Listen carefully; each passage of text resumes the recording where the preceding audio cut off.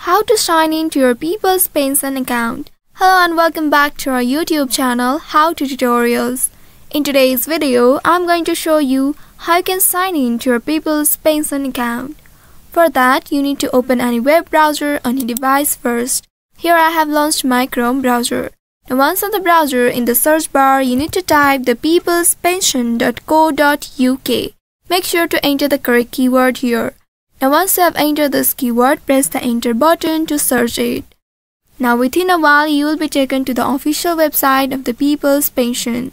Once you reach to this website, here in the top, you will find three different options: members, employers and advisors. Here you need to choose whether you are logging into your member account, employer account or advisor account. You can click on this option based on your preference. Here I am going with members, so I am clicking on members. Once you click on this option, at the top right you will find this login button. Click on this login, and once after doing that, in this page at the left bottom you will see this member login button. Click on this member login. Now you will be redirected to this page where you will be able to see the login interface. In this pop-up, here you can click on this accept all button to accept the cookie consent. Now after that, here you need to enter the credentials. Click on the first box and enter your email address associated with your People's Pension account. After entering the email address, click on the second box and enter the password of your account. Make sure to enter the correct password here.